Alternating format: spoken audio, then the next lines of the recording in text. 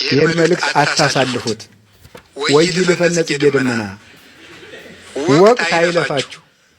የእውነቴን ነው። ወቅት አይለፋችሁ። ብርሃን ሳለላችሁ ሰርታችሁ ለፉ። መስራት የማንችልበት ጊዜ ይመጣል። ጊዜን እንጠቀም።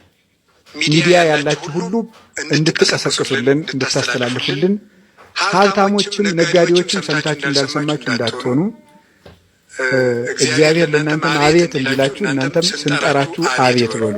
ሁላችሁም የምትችሉትን ይሄ ለቤተ ክርስቲያን ነው፣ ለእኛ አይደለም። ነገ ቤተ ክርስቲያን ራሷን ችላ ልጆቿን ለመሰብሰብ፣ ለማከም፣ ለማስተማር፣ ልጅ ለማሳደግ ትጠቀምበታለች። ከዚህ የተነሳ ነጋዴ ይሁን ሀብት ይሁን ያለው ይሁን የመንግስት ሰራተኛ ይሁን እንድትሰጡ እያላችሁ እግዚአብሔር ከሚያየው ገንዘባችሁ እንዳትሰስቱ። ትልቅ ነገር ሰጥታችሁ ለቤተክርስቲያን ታሪክ ስሩ። ለመጀመሪያ ጊዜ በኢትዮጵያ ኦርቶዶክስ ተዋሕዶ ቤተክርስቲያን የመጽሐፍ ትምህርት ቤት ሆስፒታል ሲሰራ የመጀመሪያው ታሪክ ነው።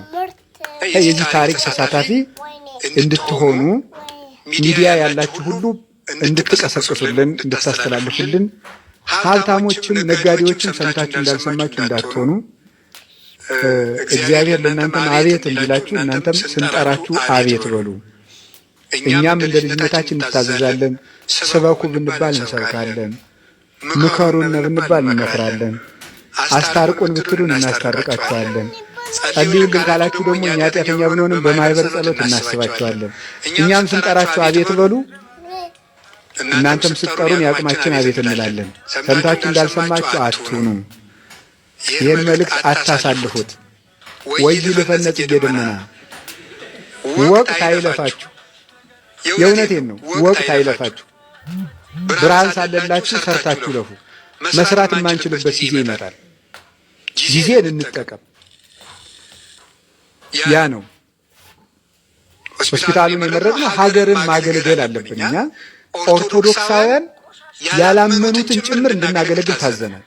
ያላመኑትን እንድናክማቸው፣ እንድናበላቸው፣ እንድናጠጣቸው ሀገር መጠበቅ ግዴታችን ነው። ሕክምና ሀገር ያገለግላል። ትምህርት ሀገር ያገለግላል። እና እንደው መቼ ሰው እንዲሰጠን ርወና ልንበል። ስለዚህ ሁላችሁም የድርሻችሁን እንድትሳተፉና እግዚአብሔር እስከሚያውቀው ልግስና ድረስ እንድትሰጡ ሁላችሁም በእግዚአብሔር ስም እናስተላልፋለን። ብር የሰጡንን ወንድሞቻችንን ሁሉም ሰው ስሙ ይመዘገባል። በጣም ትልቅ ነገር ነው ይሄ። ተመዝግቦ ዓለም እስከሚጠፋ ድረስ በጉባኤ ቤቱ የታሪክ መዝገብ ተቀምጦ በዓመት አንድ ጊዜ ለሁሉም ሰዎች ስማቸው እየተነሳ ጸሎት ይደረግላቸዋል። ክርስትና ስማቸው እና ብር የሰጡ ሰዎች ሁሉ ክርስትና ስማቸው ይመዘገባል። እና ከዚህ የተነሳ እግዚአብሔር ምሕረቱን እንዲሰጥ እናስባለን። የእኛ ድርሻ መጸለይ ነው። ቤተክርስቲያንን ከሰው ፊት የሚያቆማት የሚያኮራት የችግር መፍቻ የሚሆን አንዳንድ ሰው ምን ይል ይችላል? ሆስፒታል እንገነባለን ከምትሉ መጀመሪያ ቄሶቹን ይሳገቡም የሚሉ ሁሉ ይኖራል። ይሄ ድምፅ ሲሰማ እሺ ንስሐ እየገባን እንስራ ነው። እገባለሁ፣ እኔም አሁን እገባለሁ። ማምላክ በሰሙን ራሱ ገብቻም ሊሆን ይችላል፣ አይታወቅም።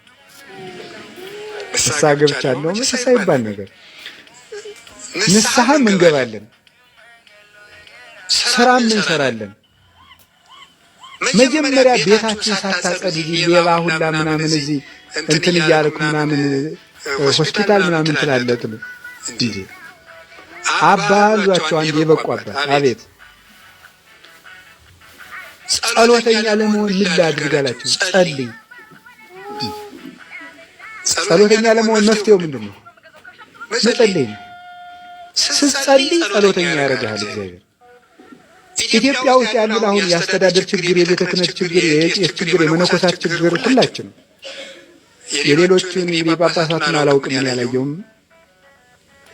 ሰው ይላል። እሺ ችግሩን ለመፍታት ምን ይላል? ተወልደን ጉጭ ነው መስራት ማልማት። መንፈሳዊ መፍትሄ ለመስጠትም ማልማት አለብን። የካህናት ስልጠና ለመስጠት